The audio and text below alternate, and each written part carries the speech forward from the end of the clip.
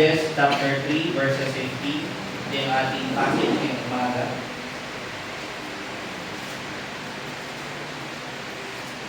Judges chapter 3. I'll be reading doon sa verse 15 from King James. Judges chapter 3. Nandiyan na po kayo. Sabi po doon sa verse 15, But when the children of Israel cried unto the Lord raised them up a deliverer, Ehud, the son of Gera, a Benjamite, a man left-handed. And by him the children of Israel sent a present unto Eglon, the king of Moab. But Ehud made him a dagger which had 2 edges of a cubit length. Kumbaga, dahil sa ginawa ng bayan ng Israel na gawa sila ng mga kasalanan, binigay sila ng Panginoon sa mga kaaway, ngayon, ililigtas na sila ng Panginoon. Okay? Dahil umiyak na sila sa Panginoon, nagsisisi na sila ulit, ililigtas na sila ng Panginoon through Ehud. Yun ang idea dito. At si Ehud daw, ang ginawa daw niya sa verse 16, gawa daw siya ng dagger, which had 2 edges of a cubit length. Yung length daw ay around 18 inches. Mahaba. Dagger daw yun. Yung sword daw, usually, ay mas mahaba pa. Ganun daw yun, yung sword, mahaba daw talaga yun. For distance yun. Pero ito, dagger, mas maliit. Around 18 inches lang daw. And then sabi niya dito, And he did gird it under his raiment, sa ilalim ng kanyang suot, upon his right thigh, dun sa kanyang hita, sa kanan, and he brought the present unto Eglon, king of Moab, and Eglon was a very fat man, yung hari ng Moab. And when he had made an end to offer the present, he sent away the people that bear the present. Yung kanyang mga tauhan daw ay pinaalis niya na. But he himself turned again from the quarries that were by Gilgal and said, I have a secret errand unto thee, O king. Nung umalis na yung mga tao niya, nilapitan niya yung hari at in-inform niya, alam niyo mahal na hari, meron akong information sa inyo. Meron akong message na gusto kong sabihin sa inyo. Sabi niya gano'n. Pero ano lang ito, sabi niya, kasi meron siyang plano. And then sabi niya rito, sabi ng hari, who said, keep silence. And all that stood by him went out from him. So ang nangyari, nung may message daw na sasabihin sa kanya, pinaalis yung mga tao para magkaroon sila ng sarili nilang oras. Dalawa lang sila, yung hari, and then si Ehud. And then ang nangyari dito, sabi, sa verse 20, And Ehud came unto him, lumapit daw siya, and he was sitting in a summer parlor. Para daw itong upuan na kung saan pwede siyang magpapahinga. Okay? Yung summer parlor, yan daw yung area na kung saan pag mainit, yan daw nagpapahinga yung hari. Which he had for himself alone. And Ehud said, I have a message from God unto thee. May dala akong mensahe galing sa Diyos para sa iyo. And he arose out of his seat. Nung papatayo na daw yung hari, siguro malapit lang yung distansya, mahal na hari, meron po akong message sa inyo. Dalawa lang sila. Nung papalapit na yung hari, tatayo yung hari dun sa kanyang upuan, and hindi pa fully nakakatayo. And Ehud, siyempre, mataba eh. Diba? Sabi rito, and Ehud put forth his left hand, yung kamay daw niya, inuha niya yung dagger dun sa kanyang right thigh, and thrust into his belly, and the half also went in after the blade. Pagsaksak daw niya, halos maisaksak niya lahat, naiwan na lang yung handle, naipit pati yung handle. Hindi niya na mabunot. And the fat closed upon the blade. Umipit doon sa talim. Hindi na mahila pabalik. So that he could not draw the dagger out of his belly, and the dirt came out. Anong dirt? It's like yung dugo. Lumabas yung mga dugo. Then Ehud went forth through the porch and shut the doors of the parlor upon him and locked them. Pagka sinarado niya.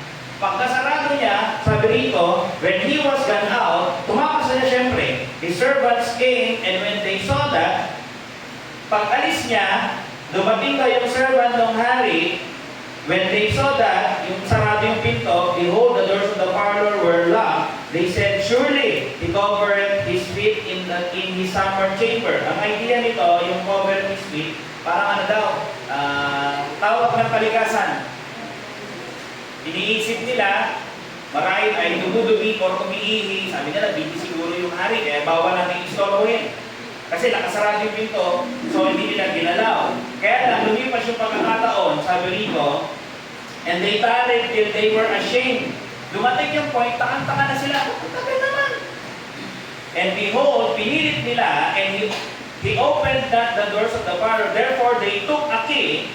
Nung nakita nila na hindi binubuksan, tinatawag nila yung hari, kinuha nila yung susi, binuksan, and opened them, and behold, their Lord was fallen down dead on the earth. And Ehud escaped while they tarried, and passed beyond the quarries, and escaped unto Seirah. Ang nangyari, yung pag-aantay nila ng mahaba doon, akala nila tawag ng kalikasan, nakalayo na si Ehud, hanggang sa nakatakas siya. So, yung basically yung story dito, this is about doon sa assassination ng hari ng Moab na si Eglon by Ehud, the second judge in Israel. Ang title ng message ko ay Ehud, the second judge in Israel. Let's go ahead and pray. Lord, thanks sa araw po ito, we pray for understanding, we pray for blessing, and bagaman yung aming story ay unusual, yung iba tinitira ito as very uncomfortable, pero nakasulat pa rin ito, so we know ay may lesson pa rin kami tututunan ninyo. At we pray na bigyan niyo po kami ng pagliliwanag sa aming isip at puso, makita namin ang inyong kadakilaan, ang inyong glory, makita namin ang kayo, Panginoon, at the same time makita rin namin how small we are sa inyong harapan. May you forgive our sins ngayong umaga, and bless us all. In Christ we may pray. Amen. Again, ang title ay Ehud, the second judge in Israel. Yung binasa natin, parang nanonood ng pelikula. Parang mamaya susubukan natin. Kumbaga parang Mission Impossible like na movie yung tema niya. Kasi imagine siya, isang lalaki, pumunta dun sa hari, dumaan dun sa mga security, pero nakalusot siya, tapos na-execute niya yung kanyang plano to assassinate yung masamang hari. Mamaya makikita natin, baka mamaya kasi parang nandun tayo sumasay dun sa hari. Mamaya makikita natin yung bigger picture. Pero habang binabasa natin ito ngayong umaga, tagwa para kayo nanonood ng pelikula, yung bida natin ay si Ehud. Okay? Siya yung leader ng tribe. Okay? Sabi nga, Benjamin daw siya. Siya yung protagonist. Siya yung central character dito sa story na to. Pero on the other hand, meron tayong makikita ang kontrabida. Yung kontrabida dito ay si Eglon, yung king ng Moab. Siya yung nag-o-oppose sa bayan ng Israel. Siya yung kaaway nila. Siya yung leader. At siya din yung kalaban dito ni Ehud. Pero dito, katulad ng lagi kong ginagawa, mahalaga na makita natin yung kabuuan. Okay? Yung context. Kasi pag in-interpret natin ito, na iilan lang ng passages, mamimiss natin yung tamang interpretation. So, katulad ng madalas natin ginagawa, context is everything. Okay? Para mas maintindihan natin yung Bible, we try na tignan yung bigger picture based doon sa kanyang context. Okay? Hindi kayo pwedeng mag-pick, mag-isolate ng passages. Mahalaga matutunan natin, tulog doon sa passages, doon sa kabuuan niya. Hindi doon sa isang piraso lang. Kasi yung kulay ng passage na yon, nagiging pakulay lang siya o nagkakaroon ng kulay kapag alam mo yung buong passages, yung context. Kaya we avoid yung kumuha ng passages, mag-isolate. Pero tingnan natin yung bigger picture dito.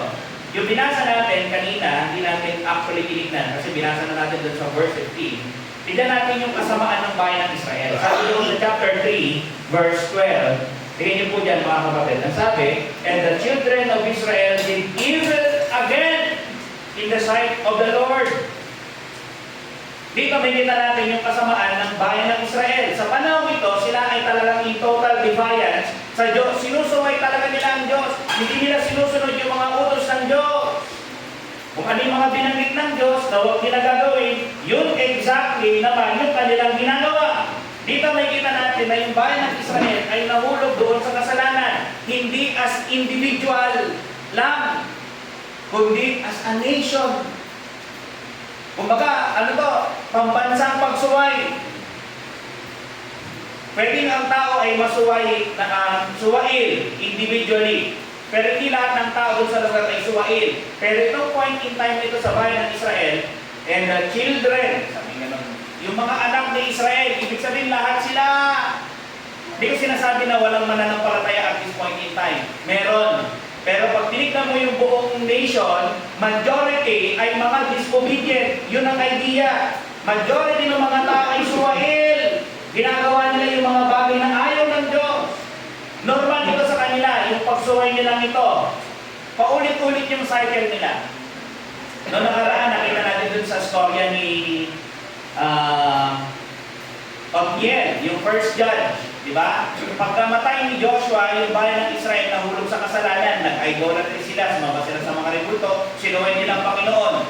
Dumating ngayon yung mga kaaway, inalipin sila. Sa haba ng pagkaalipin nila, na-realize na nila later on na yung mga kasalanan nila ay mali. So nagsisi sila, umiyak sila sa Panginoon, humingi sila ng tulong. Ang Diyos naman, iniligtas sila, nagpadala siya, si Othniel. Kaya na pagkatapos nun, nag-serve siya ng maraming taon. Pagkatapos nun, nung napatay si Othniel, yung mga tao, bumalik na naman doon sa dati nilang buhay. Kasi namatay na yung mga generation eh. Yung mga inanak nila, sila naman ulit yung nabuhay ng masama sa harapan ng Panginoon, disobedient. Hanggang sa dumating yung time, binigay sila ng Panginoon sa mga kaaway, inalipin na naman sila, dumating yung time, nahirapan na sila, ngayon umiyak na naman sila sa Panginoon. Kaya ngayon, pinadala naman ng Panginoon itong si Ehud. Ganun ang nangyari.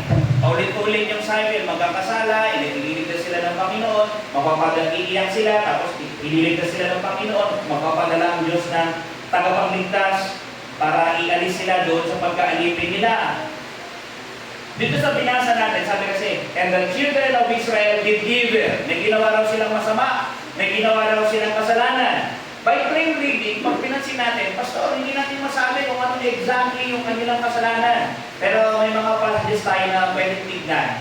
Ito yung sinasabi kong context. If you look at the context, in Judges chapter 2, verse 11, we will read, sabi rito, and the children of Israel did evil in the sight of the Lord, in connection, and serve Baalim. Yun.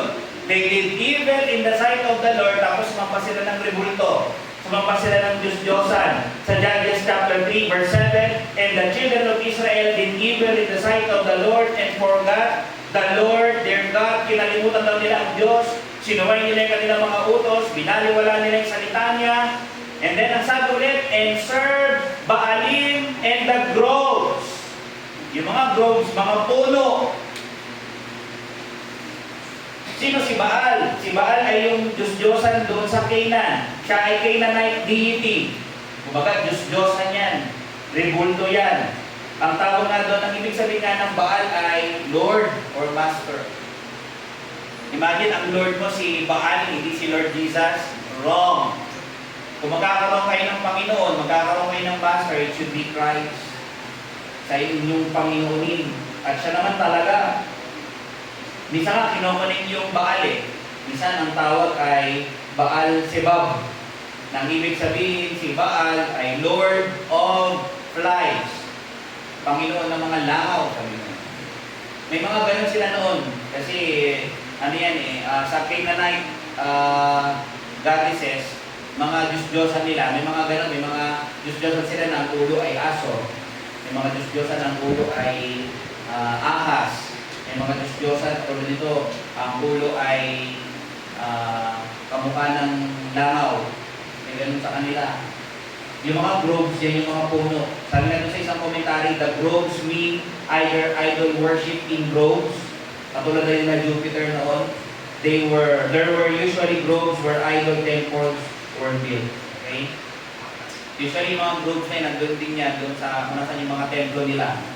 Ano yan, karagdagan nila yan. Sabi, observe the most of the ancient gods of the heathen used to worship in groves. In groves and trees themselves were worship. Kahit daw yung mga groves mismo, yung mga puno, mga trees, mga halaman, sinasamba na rin nila. Kaya daw yung ginagawa nila. Groves and forests and called them by the name of God. Minsan, pinapangalanan nila yung mga puno. Tapos dun sila nag-worship. Lumalapit sila sa puno at yun ang kanilang pinaglilingkuran. Sa Judges chapter 2 verse 13, same thing yung nakasulat, and they forsook the Lord and served Baal and Ashtaroth. Ano nyo yun? Sa Judges 2:13, si Baal, and then ngayon si Ashtaroth, or baka yan kasama yan dun sa mga groves. Pero noong unang panahon, pag sumasamba sila sa mga rebulto, minsan hindi lang isa. Marami yan usually. Pag inaral niyo yung mga Diyos-Diyosan sa bayan ng Egypt, ang dami nun. Actually, yung 10 plagues, yan ay plagues laban doon sa deity sa bayan ng Egypt. Kung 10 yung plagues, ibig sabihin, most likely, around 10 din yung kanilang mga deities. Or pag inaral talaga natin totally, marami talaga yung higit pa sa 10. Pero yung mga 10 na yung nabinigay ng Panginoon, this is a counter-attack doon sa mga itinuturing nilang Diyos-Diyosan at that time. Yung mga palaka, hindi sila na ipagtanggol. Diba? Ganun yan yung ginawa ng Panginoon. Pero nonetheless, isa doon sa mga kasalanan ng bayan ng Israel ay yung sila ay lumimot sa Diyos, pinalikuran nila yung salita ng Diyos, ginawa nila yung bagay na ayaw ng Diyos. And that is to worship idols. Diba kasama sa command ng Diyos yan? Ano sabi niya? Ako lang ang inyong iibigin, wala nang iba. And then sabi niya, thou shalt have no other gods before me.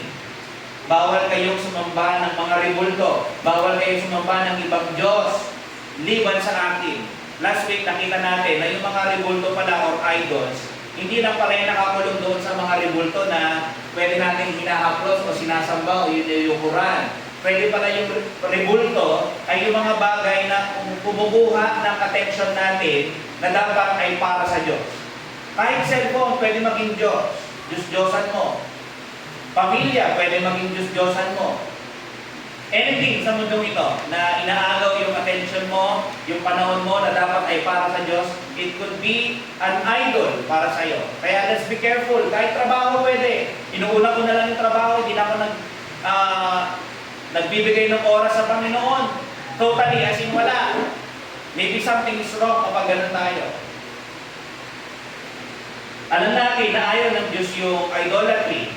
Sinabi nga sa Psalm 115 verse 1, punta kayo doon. Psalms 115 verse 1, not unto us, O Lord, not unto us, but unto thy name give glory, for thy mercy and for thy truth's sake.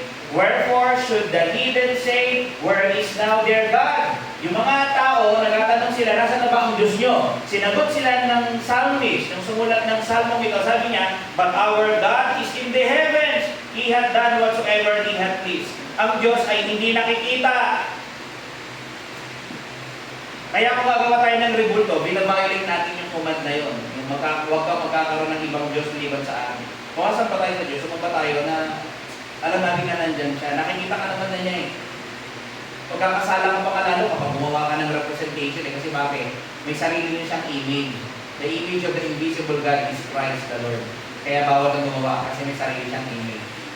Hindi mo rin pwedeng sabihin, picture lang naman yan, pinapaalala lang naman yan sa akin kung sino ang Diyos ko eh. Kaya lang ang sabi ng Diyos, wow. Sino susundin mo? Sarili mo para maalala mo? O sinabi niya mismo na wow? Doon ka dun sa wow. Kasi sinabi niya wag eh. Nasabi niya rito, ang Diyos daw nila ay nasa langit at ginagawa daw niya sovereignly kung ano yung kanyang naisin. And then may contrast dito ng mga rebulto sa verse 4. Their idols are silver and gold. Saan magawa minsan yung mga rebulto? Diba? Sa gold, minsan sa silver, minsan yung mayayaman sa ivory. Yung mga task ng ng mga elephants, mahal yung mga yun. O minsan sa kahoy, di ba? Ngayon kasi, na rin, nag-evolve, semento na eh. Di ba? Gumagawa na rin sila ng rebulto na gawa sa semento. Tapos, bubuhatin, tapos ilalako. Bumili kayo ng Diyos. Imagine, bibili ka ng Diyos. Ang Diyos ay hindi nabibili. Then sabi rito, they have mouths, but they speak not. O yung mga rebulto, may bibig, pero hindi ka salitaan. Walang makasabi sa iyan. They have eyes, but they see not. They have ears, but they hear not. Noses have they, but they smell not. They have hands, but they handle not. Di mo sila nakakahawak. Feet have they, but they walk not. Neither speak. They throw their throat.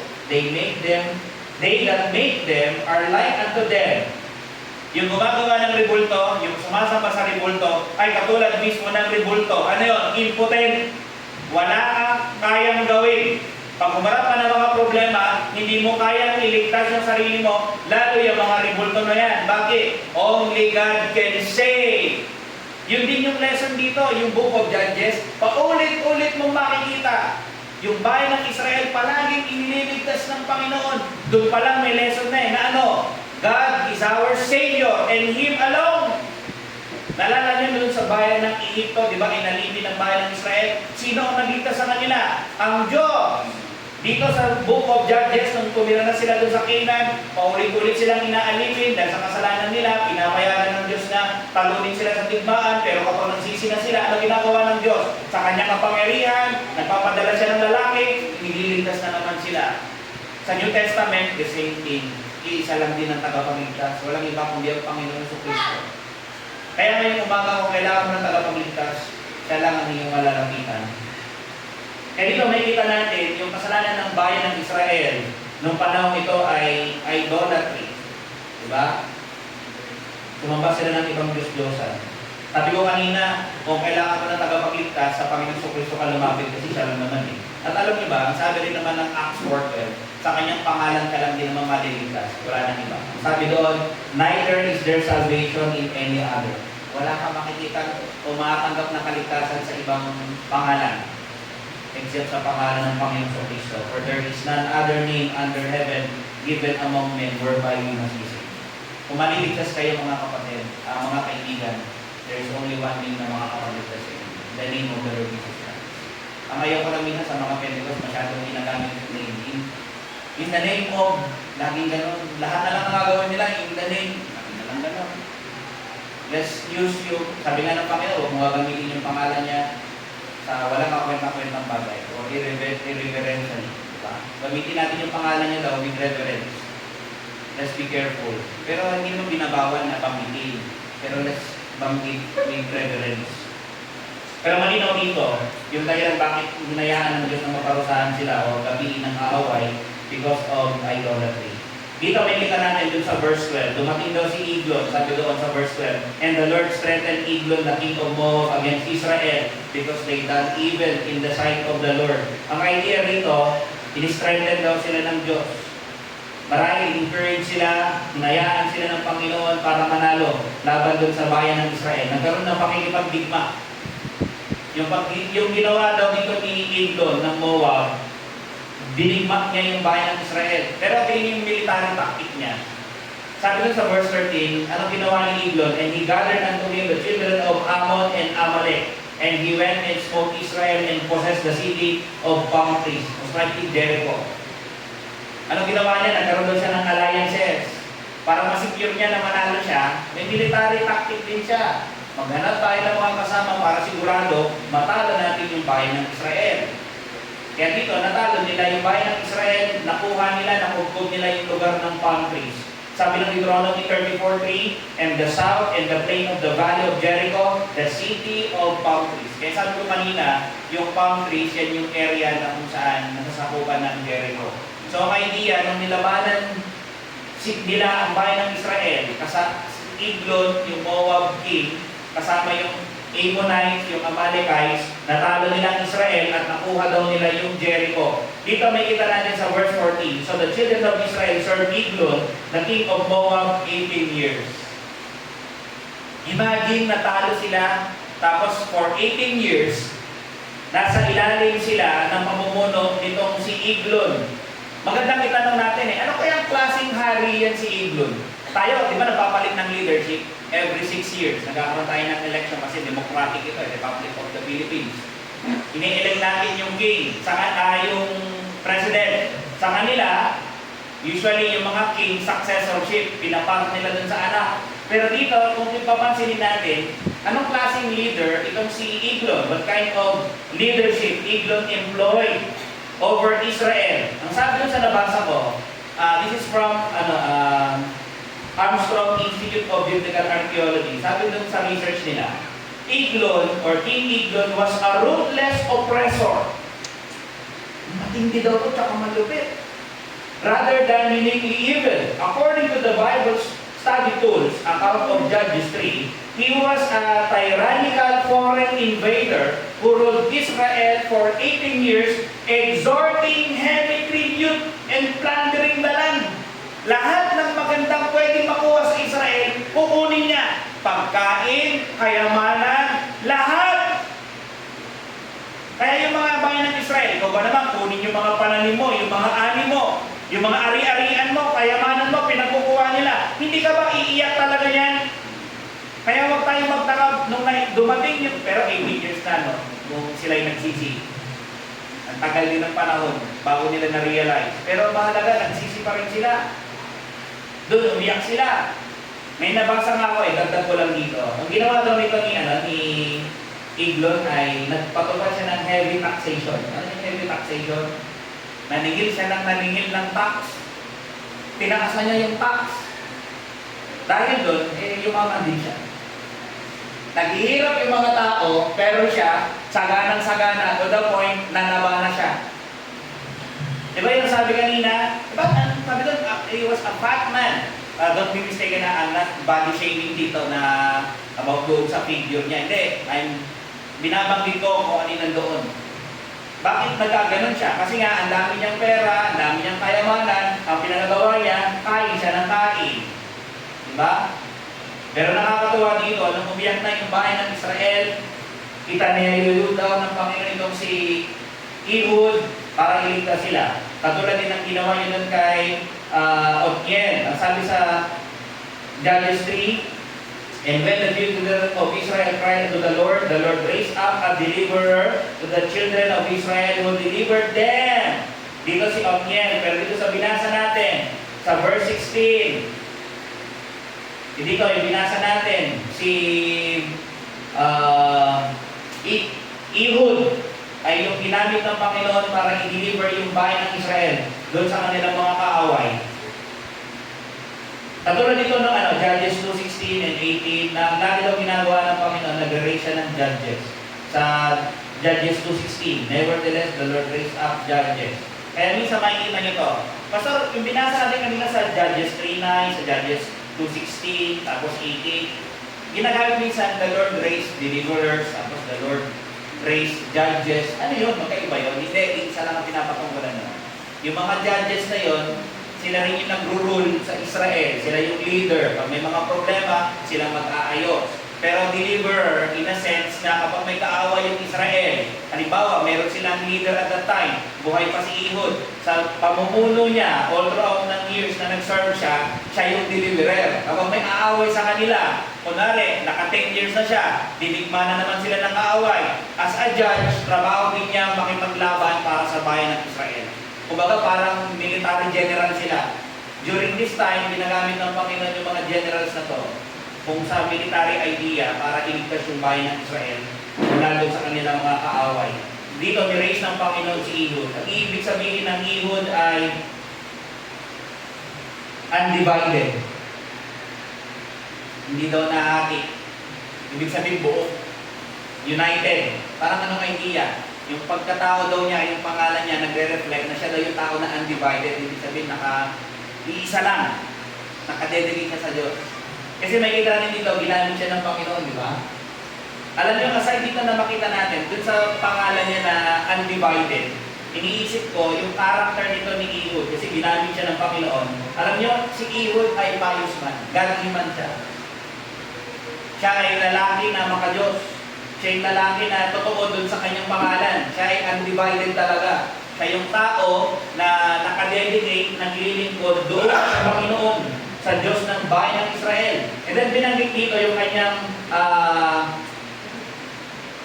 kanyang pagkatao doon sa verse 16. Sabi, the Lord raised up a deliverer, Ehud, the son of Gera. Tignan niyo yan? Yung kanyang magulang. Anong daw lagi niya? From the tribe of Benjamin. A man left-handed. Mamaya natin tignan yung left-handed na yan. Pero siya daw ay pious. He was truly a Jew.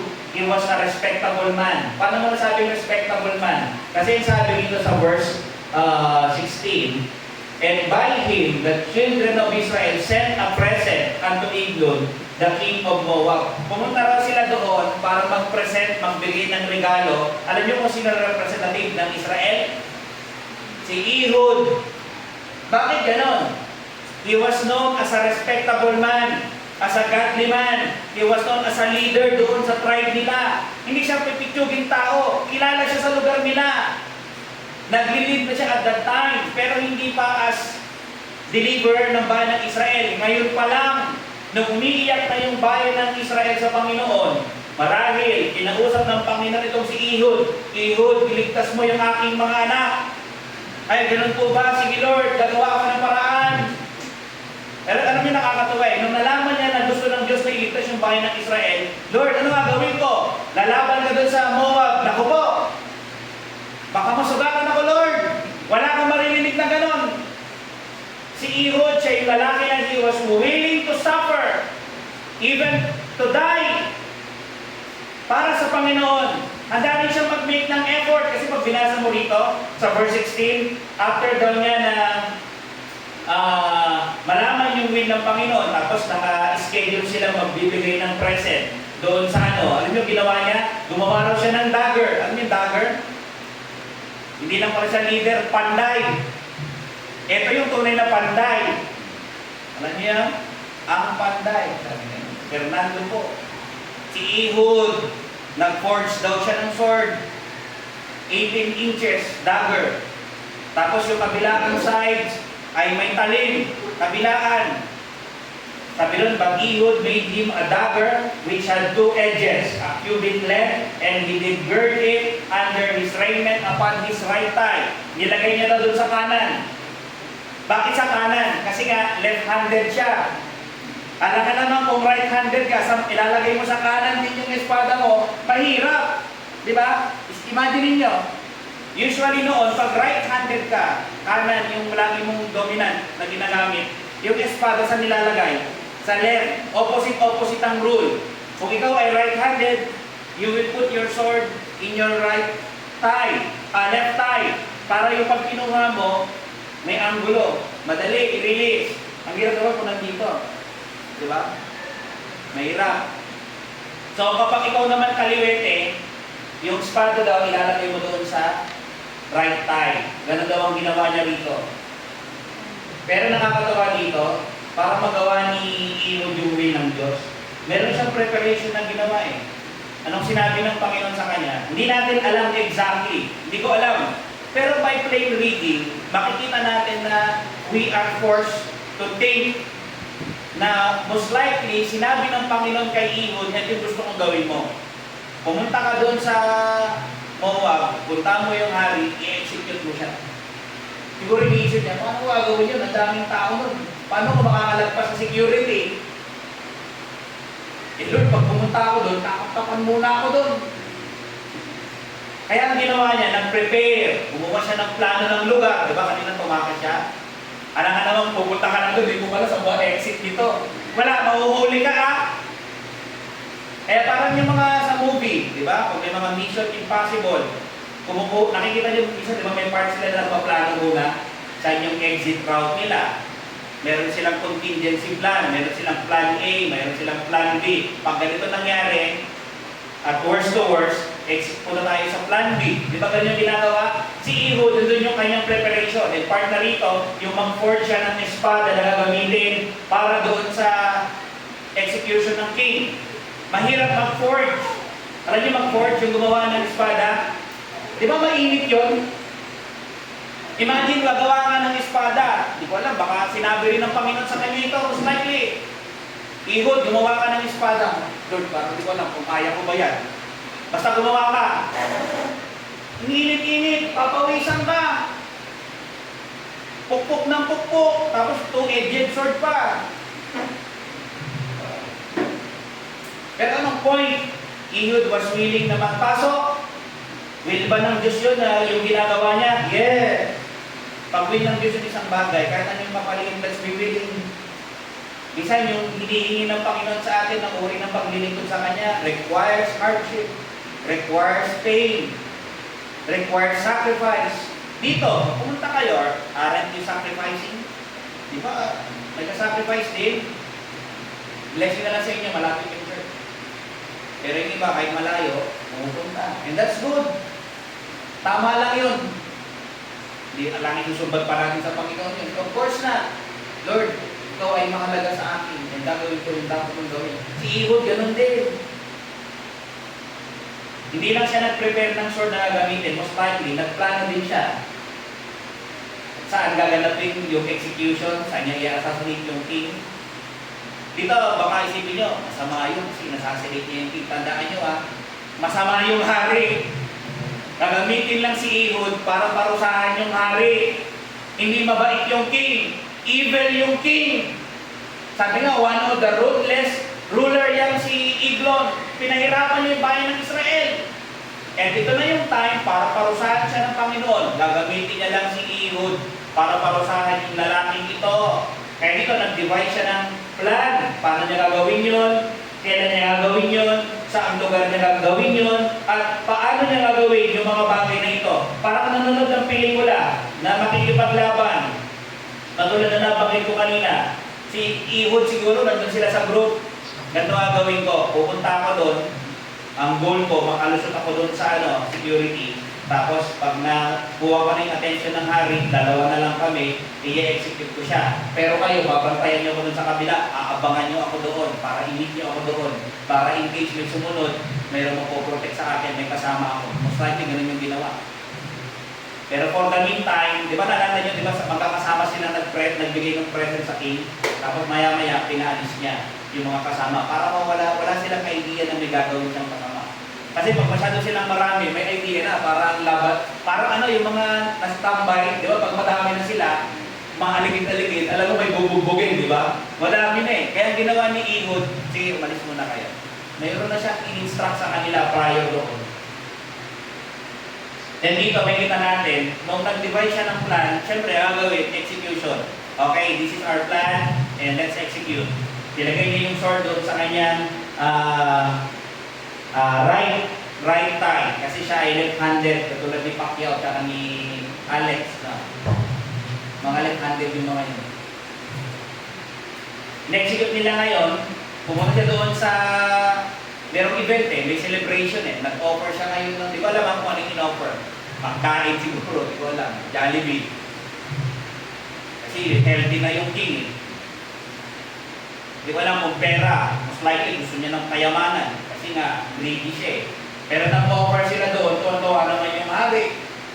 Kasi sinabay nila yung pagpunta nila doon sa celebration. Nandun sila para mag-offer. Pinapamukha ni Ehud na subordinate kami. Alipin niyo pa rin kami. Pero ito na pala yung araw na parurusahan siya ng Panginoon.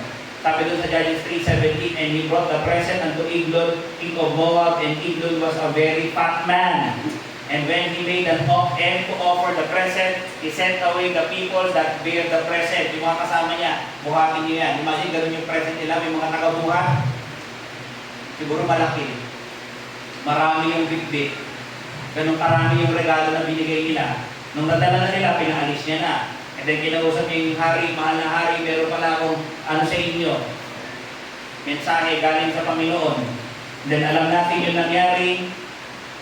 Nung siya'y papatayo na, itinarak ni Eglon yung dagger doon sa kanyang tiyan. At namatay yung hari. Naiwan na nga yung handle doon sa kanyang Alam nyo, habang binabasa ko ito, parang very detailed, no?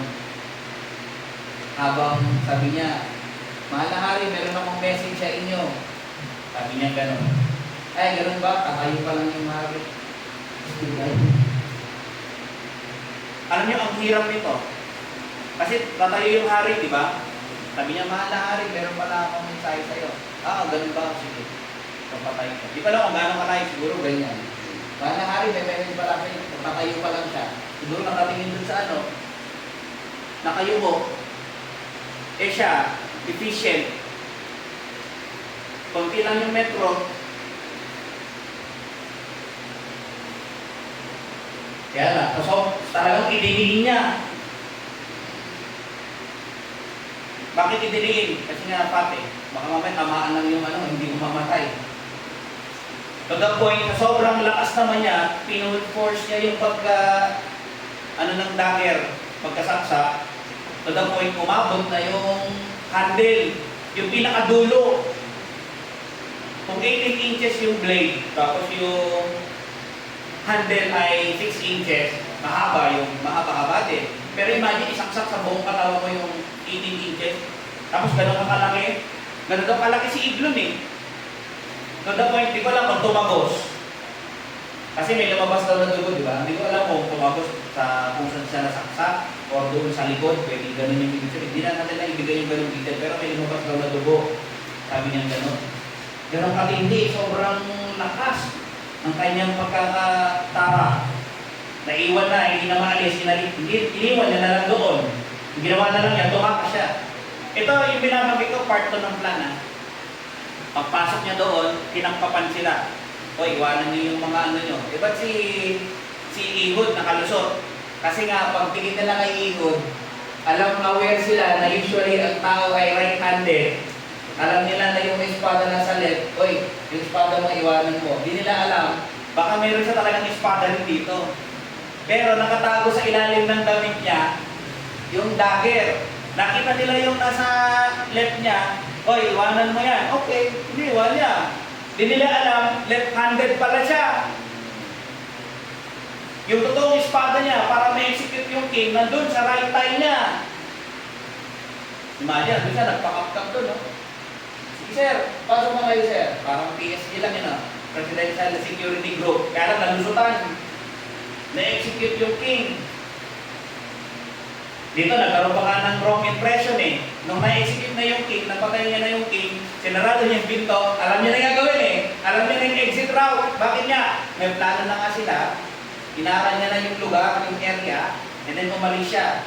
Kaya nagkaroon pa ng wrong impression. Sir, mahal na hari, okay ba kayo dyan? Ay, di sumasagot, baka tawag ng kalikasan, baka nang-CCR yun.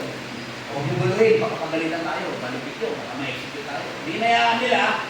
Tinawag-tawag nila, lumipit pa siguro isang oras. Sir, okay ba kayo dyan, sir? Wala nang sumasagot. Tuloy mo yung susi. Pagtingin nila, wala na, patay na. Ganyan na nangyari. And then si Ehud, tinawag niya yung kanyang mga kasama, nagpunta kayo ng verse 27. Parang ano to eh, alam niyo yung movie ng Red? Yung movie na Red 2, na ang binagang si ano eh. Sino ba yung nagkaroon ng Alzheimer na bug? Si Bruce Willis.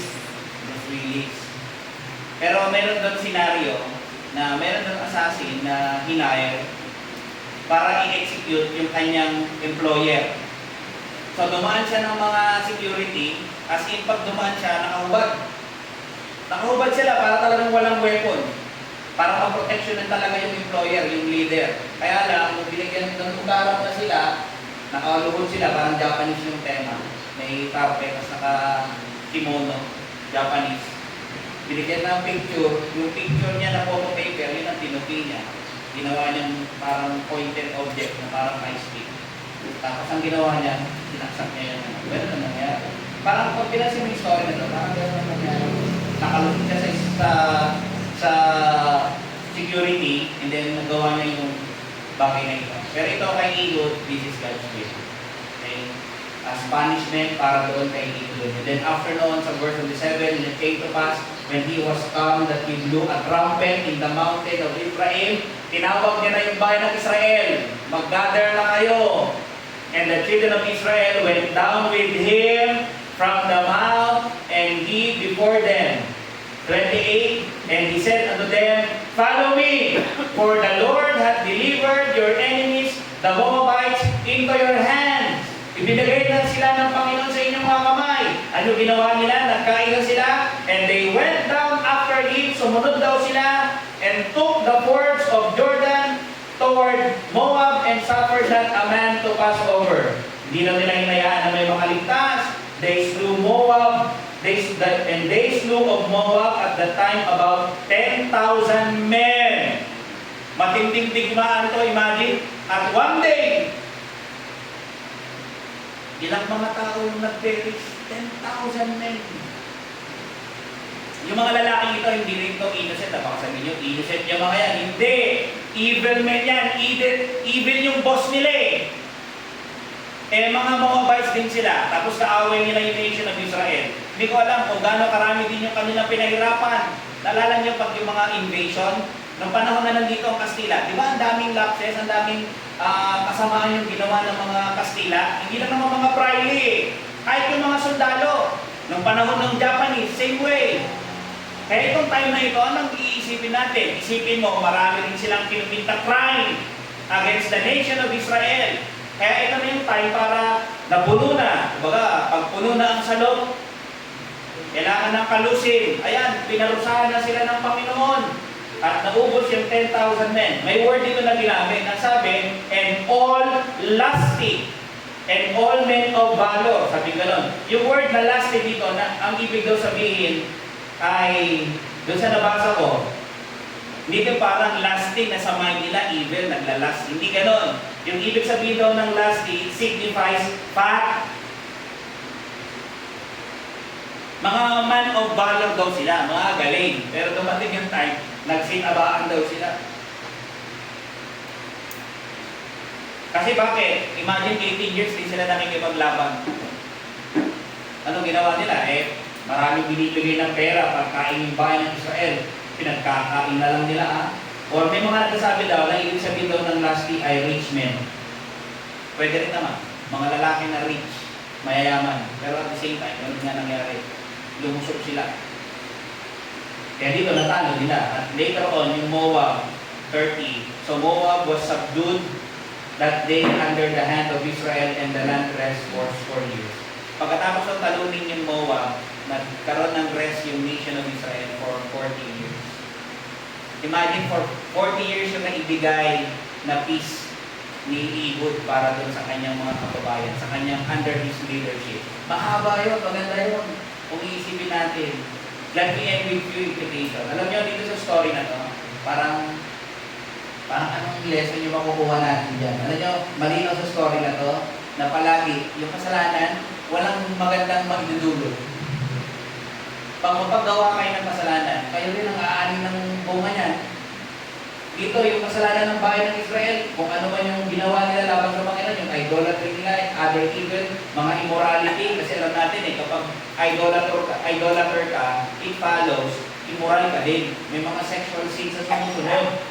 Kaya dito may kita natin, palaging ginagawa ito ng Panginoon, malinaw sa Scripture, yung kasalanan ay palagi niyang pinarurusahan. Yung mga kasalanan ay pinaparusahan niya. Kaya let's be careful kung anong ginagawa natin. Let's be careful ano yung attitude natin toward our sin, kung paano ba tayo nabubuhay sa harapan ng Diyos. Do we take our sin lightly? Or do we take God lightly? Wala naman siguro na gagawin, mabait naman siya. Hindi ba yun? I don't think so. Dito pa ulit-ulit. Pangalawa, maganda rin yung nakasulat dito, we can learn. Alam niyo yung mga story sa Old Testament, hindi yung basta kwento lang. Yung mga kwento na yan is something na naisulat daw yan. Sabi ng Romans 15:4, and whatsoever things were written aforetime, yung unang panahon, were written for our learning.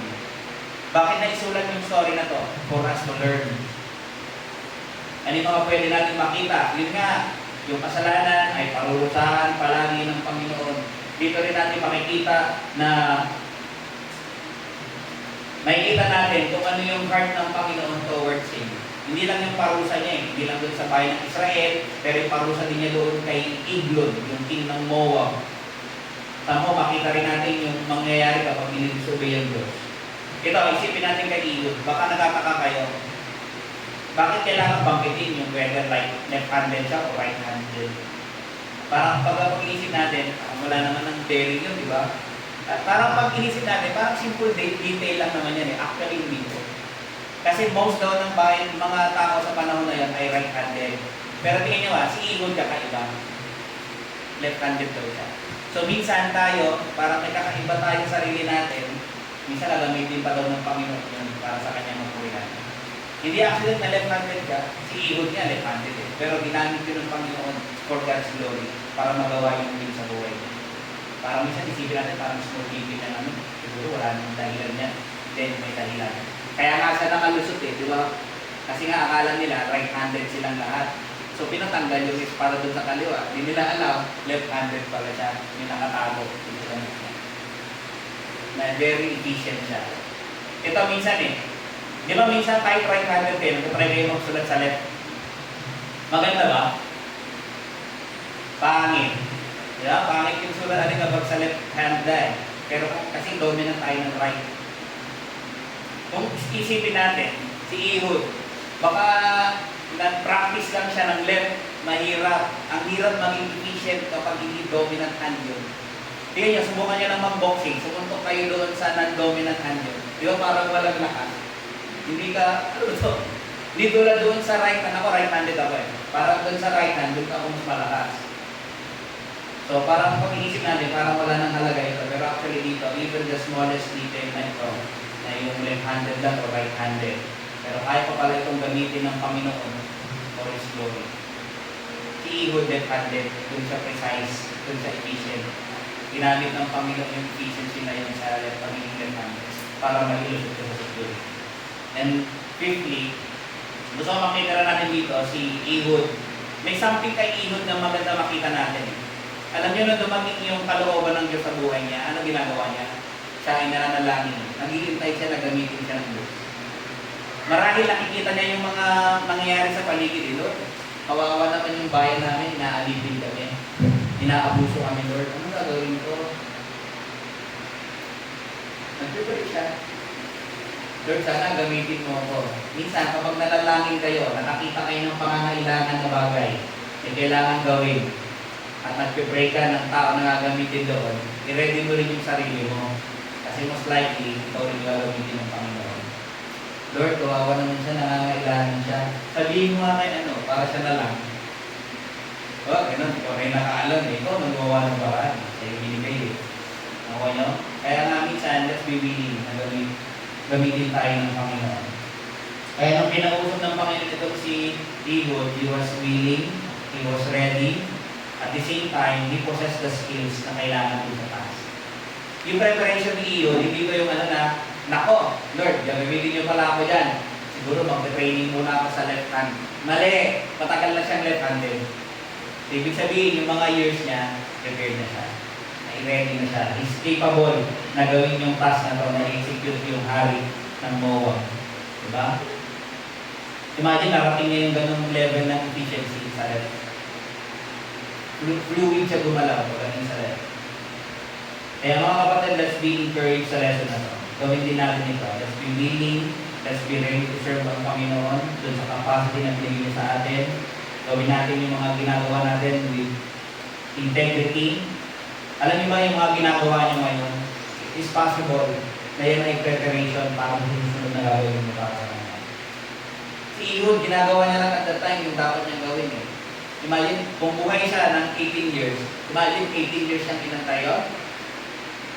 Kung gano'n lang nangyari, tagal bago dumating yung will ng Diyos. Pero hindi ko alam, baka ipanganak siya around, baka pinanganak lang siya is nung 1 year old. So nagkakaroon siya ng memory, ang alam niya, nung lumalaki siya, alipin lang sila. Pero eventually, nung nakita niya na yung hirap ng bayan ng Israel, kung isipin natin, 18 years old lang siya nito, kasi baka pa siya nung isipin natin, pinanganak siya nung nag-start alipin. Parang, pwede. Pero kung maaga yun, bata pa siya, maagang naimulan yung mata niya dun sa pangangailangan ng bayan ng Israel. Ito maganda kung gano'n ang nangyari.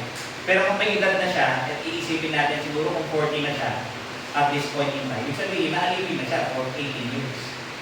Pero hindi siya gumagalaw. Pag hindi siya gumagalaw, nag-aantay siya ng will ng Diyos. Or inihahanda ko siya for a long time. Kaya yung ginagawa niyo ngayon, huwag yung sabihin na walang halaga. It might be yan ay preparation for the future. And lastly, si Eglon, kahit kay Eglon, totoo tayo eh. Huwag niyo nang pabayaan yung sarili niyo. Diba? Si Eglon, sabi doon, a very fat man. May mga tao na tawain talaga due to yung kanilang body build. Pero ito magkaiba, si Eglon, pinabayaan niya na yung sarili niya. Kaya tayo, huwag natin pabayaan yung sarili natin, lalo na mga Kristiyano tayo. Isipin natin, yung katawan natin, templo ng Diyos. Pag-aari ng Diyos. So, gawin din natin yung mga bagay para mapalusog yung katawan natin. Let's keep our bodies healthy. Diba? Kumain tayo ng tama, uminom tayo ng tama, para tayo ay maging healthy rin. Kung yung kaluluwa, ginagawa natin pure, iiwas sa kasalanan, yung katawan din ganun, alagaan din natin. Malala na kayo, di ba? Mga bata, minsan, lagi umiinom ng soft drinks, lagi umiinom ng, yung juice. Ano pangalan mo? Yung mga ha? Sesto, mga ganon. Yung mga anak, mga tao, nagkakaroon ng kidney failures. Baka may masakit sa bato.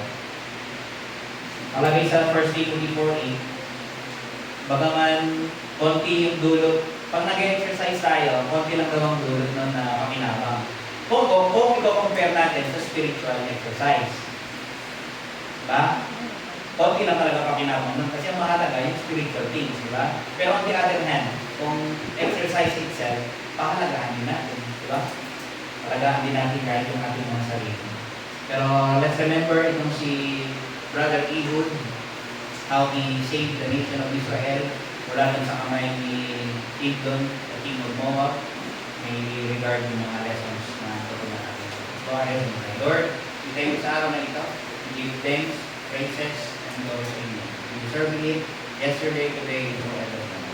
Bless your people ngayong umaga and save them yung mga walang kaligtasan. May they come to realize na kayo yung Diyos na banal at hindi niyo po hahayaan ng mga tao na nabubuhay sa kasalanan ay makarating sa inyong piling Panginoon.